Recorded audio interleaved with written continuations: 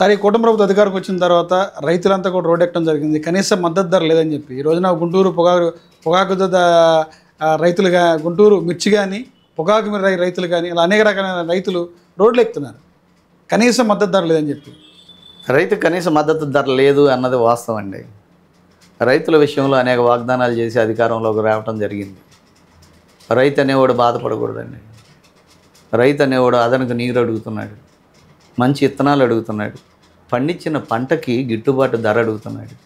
నువ్వు రుణమాఫీ చేస్తామని అడగట్లా.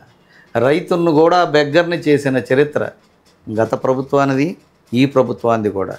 ఇంతకుముందు బ్యాంక్ ఆయన వచ్చాడు రాజకుమార్ గారు, టమ్కేస్తారేమోనని చెప్పి ఎక్కడో చోట అప్పు తీసుకొచ్చి కట్టేసేవాళ్ళు. ఇవాళ ఎందుకు బాబాయ్ జగన్ వస్తాడు, జగనే కట్టేస్తాడు, కటమాక ఆగని చెప్పి మాట్లాడుతున్నారు ఒకళ్ళకొకళ్ళు. సిగ్గు బిడియాలు కూడా వదిలేస్తున్నారు. అంటే ఈ రాజకీయ నాయకులు చెప్పిన మాటలు నమ్మి మీ పొల్యూషను, మీ అవినీతి, మీ హామీలు, మీరు కష్టపడి పండించే రైతును కూడా లేజీగా తయారు చేసి కూర్చోబెడుతున్నారు. ఉద్యోగులకి, నిరుద్యోగులకి ఉద్యోగాలు ఇమ్మన్నాం కానీ నిరుద్యోగ భృతి ఇమ్మన్నావా? ఆలోచించండి. యువత కాడి నుంచి మొత్తాన్ని సర్వనాశనం చేసి, అంటే సూపర్ 6లో ఒక భాగం కదా అది నిరుద్యోగ భృతి అనేది. అరే ఏ భాగమైనా నేను చెప్పేది అదేనండి. అతనికి కష్టపడటానికి పని కల్పించండి, ఉద్యోగం ఇవ్వండి, స్కిల్ డెవలప్మెంట్ చేయండి. ఇంటర్ చదివాడా, డిగ్రీ చదివాడా, ఎంఏ చదివాడా, ఎంఎస్సీ చేశాడా, దాని ప్రకారం పంపండి. ఎక్కడండి పారిశ్రామికీకరణ? ఎక్కడ ఉన్నాయండి ఫ్యాక్టరీలు?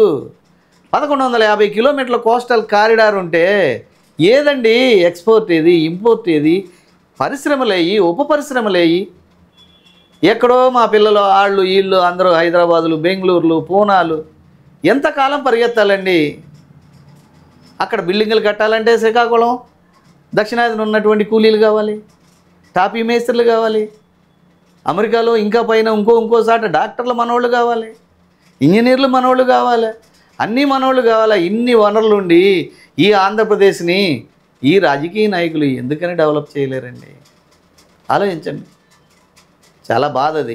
రైతులు మాత్రం వాళ్ళ ఉసురు పోసుకోకూడదండి, వాళ్ళకి గిట్టుబాటు ధర కలిగించారు. సార్, వైఎస్ జగన్మోహన్ రెడ్డిని అరెస్ట్ చేసేందుకు ఈ ప్రభుత్వం కుట్ర చేస్తుంది, అక్రమ కేసులు బనాయించక ఒక పెద్ద ప్లాన్ జరుగుతుంది అనేది పేరు నానిగారు చెప్తారు.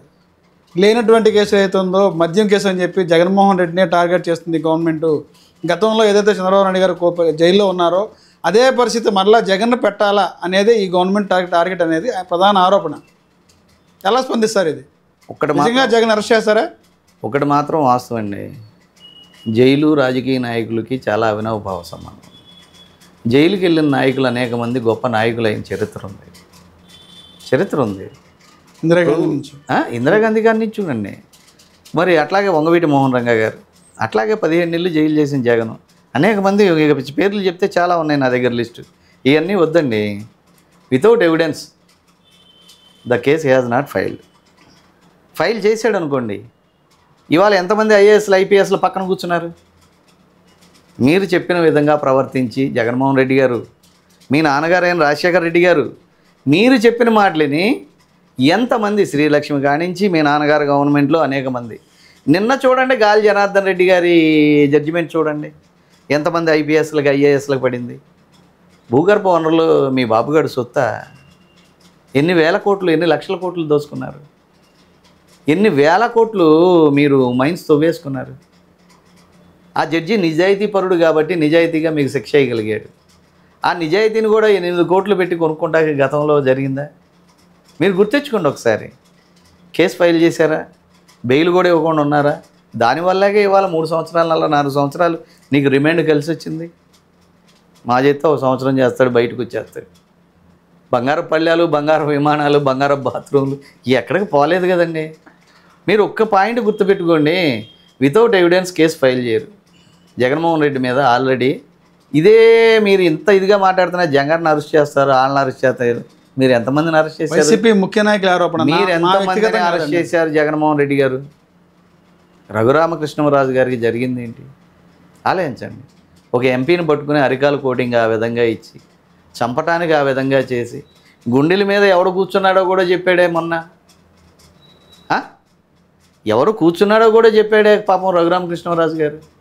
అన్ని విధాలుగా మీరు చేసి 30 ఏళ్ళు మన గవర్నమెంట్ ఉంటుందని మీరు చెయ్యరాని పనులు చేసి ప్రజల్లో యూట్యూబ్ మీడియా పెరిగిందండి. ఇదివరకు టీవీ దగ్గరికి వెళ్తేనే మాకు న్యూస్ వచ్చాయి. ఇవాళ జేబులో ఫోన్ తీసి ఇలా కొట్టంగానే అన్నీ వచ్చేస్తున్నాయి. మీరు చేసింది తెలుస్తుంది, కూటమి చేసేది తెలుస్తుంది. రేపు ఎవరికి ఓటేయాలనేది ప్రజలు ఒక నిర్ణయానికి వచ్చేస్తున్నారు. దయచేసి ఈ మీడియా, యూట్యూబ్ మీడియా నుంచి ఈ మూడో కన్ను అంటారే, ఆ మూడో కన్నుగా తయారైంది మీ బోటి యూట్యూబ్ మీడియాస్. సార్, కూటమి ప్రభుత్వం ఏర్పడిన తర్వాత జనసేన పార్టీ బలపడిందా, బలహీనపడిందా? ఈ ఏడాది కాలంలో అధికారం చేపట్టి ఇప్పటికీ ఒక 1 year అవుతుంది. పార్టీ బలపడిందా, బలహీనపడిందా? పార్టీకి ఎనలేని పేరు వచ్చింది. పార్టీ బలపడింది, బలపడుతుంది, ఇంకా బలపడాల్సిన అవసరం ఉంది. సింబల్ ప్రతి ఇంటికి వెళ్ళిపోయింది.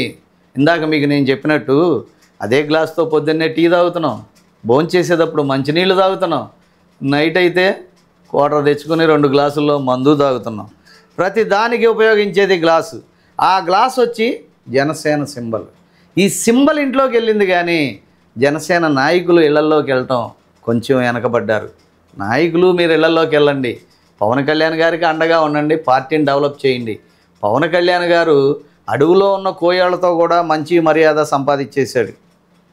ఉద్దానవన రోగుల్లో మనసుల్లో సంపాదించేశాడు. దివ్యాంగులని వికలాంగులు కాదు దివ్యాంగులు అని చెప్పి వాళ్ళ మనసులు దోచుకున్నాడు.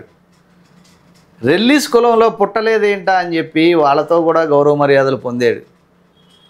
ఒక ఎస్టీ మునిమ్మకి ఆ రోజున టికెట్ ఇచ్చినటువంటి దాంట్లో పవన్ ముఖ్య పాత్ర. మునిమ్మ వాళ్ళ మన్నలో పొందాడు. కులాలకు అతీతంగా ప్రతి ఒక్కళ్ళ దగ్గరికి వెళ్తున్నాడు. ఇందాక నేను చెప్పినట్టు మా కాపులతో మాత్రం ఉంటలా లేదండి. మా కాపుల రిజర్వేషన్ మాకు కావాలి. నువ్వు చెప్తే మోడీ వింటాడు, నువ్వు చెప్తే చంద్రబాబు వింటాడు.